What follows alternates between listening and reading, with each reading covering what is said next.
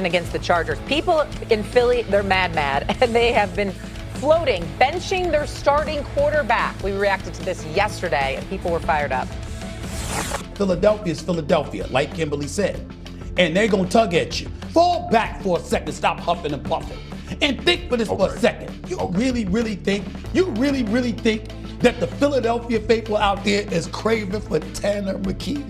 Just pause for a second. Jalen Hurts has proven who he is and what he can do. We know that. But it's so why are you treating him like he a baby? Why are you treating him like he a baby?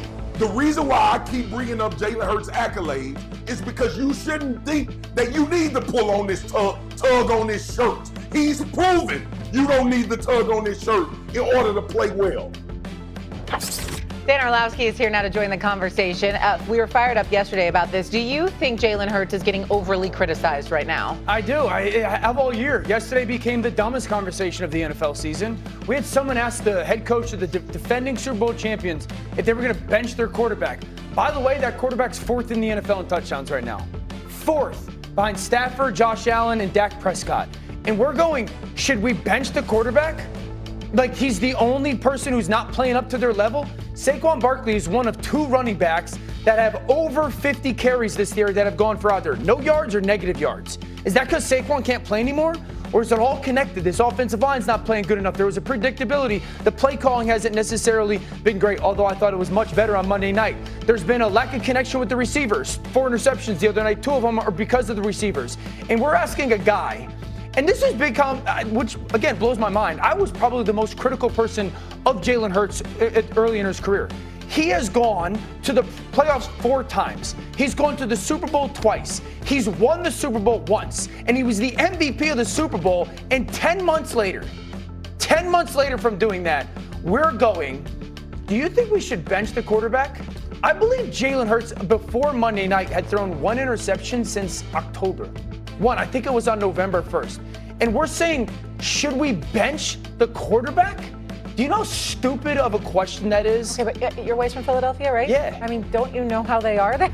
Don't you know how that fan base is? But you understand that? Of course I do. But it still doesn't make any sense. And it's still crazy to have the quarterback in the NFL right now, who's 4th in touchdowns, have his job security in question. But the world of fandom and media now is not real. The criticism of Jalen Hurts is not only stupid, right, but it's nonsensical. Yeah. And it's also not from anyone who has an understanding of what good quarterback play is, of what winning football play is. This is someone who's asking Nick Sirianni a question is because they're listening to things that are outside the realm of people who turn the film on and actually analyze what's going on within this offense in its entirety. Philadelphia fans don't want Jalen Hurts bench. Philadelphia fans wanted to fight you years ago. Philadelphia fans forgot that Cam Newton was 6'6", 250 pounds, and was like, we'd run up on him if we had to. No, you don't want that. Yeah. Right? Just because he wasn't giving Jalen Hurts the credit that was due to him. Did he not play well against the Los Angeles Chargers? Yes. But this hasn't been a Jalen Hurts problem throughout this season for the Philadelphia Eagles. The issue is it's not the touchdown numbers you normally want. The play doesn't look a way that you desire, and the post-game press conferences are vanilla and straightforward and black and white, and they aren't all fun. And so you feel that you need more from Jalen Hurts. There is no quarterback that has taken his team to the playoffs the way that Jalen Hurts is that should be criticized. There's no quarterback in the world that would ever be criticized after playing the way that he has in not 1, but 2 Super Bowls versus the best quarterback in the world. When you hear all of this nonsense about Jalen Hurts, it's because people don't know what it's supposed to look like to be able to win and not do it in a way that appeases you. It's truly, truly foolish. So RC and Dan Orlovsky mic'd up with the cameras rolling on national television. Are you two sitting here and saying that there's no football analyst that has been critical of Jalen Hurts? At all? No. Nobody said anything. We're not talking about fans. We're not talking about fans. We're not talking about some reporter with the question. Have there not been people who played the game and are knowledgeable of the game who have been critical of Jalen Hurts? Yes. Yes. No one said he wasn't. Are they stupid? The person who was asking if he should be benched, let me not call him stupid because that's a person that's in our business. The person that asked should he be benched, that is a nonsensical question based on one game's performance of a quarterback who's accomplished what he has. Let me be very clear. Jalen Hurts shouldn't be benched. Jalen Hurts ain't gonna be benched. The backup quarterback's name is Tanner McKee, right? We all know Tanner McKee ain't playing. I mean, we just know this, okay? Down the future in the line, I'm quite sure. But this year, Tanner McKee is not going to replace the reigning defending Super Bowl champion and the Super Bowl League MVP. As I stated on this show yesterday, in Philadelphia, Dan Orlovsky, which you should know about because your wife is from there, she's a diehard Philadelphia Eagles fan. If they can nip and tug away at you to get something out of you that they believe that they have seen before, they're going to try to do it. And the one thing that despite his excellence for the most part that Jalen Hurts has shown, he's at his best when adverse circumstances are created. They're looking at a man. The Philadelphia Eagles have committed 9 turnovers over their last 3 games after committing just 4 their first 10 games. He's committed 7 of them.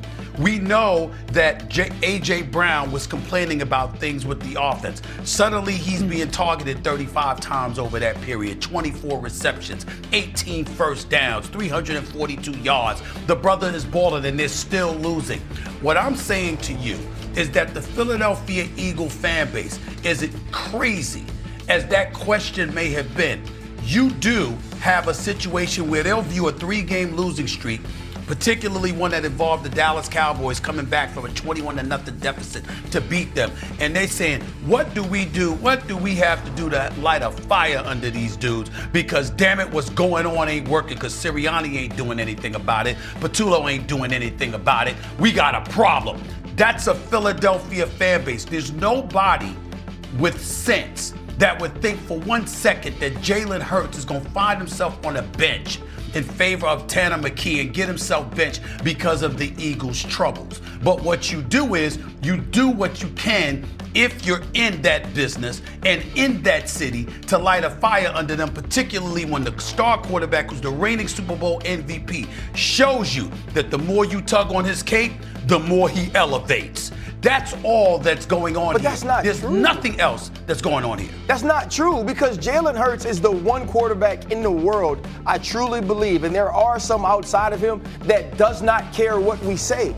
There is no tugging on his cape. He just goes about his work the way he goes about his work to excel as much as he possibly can.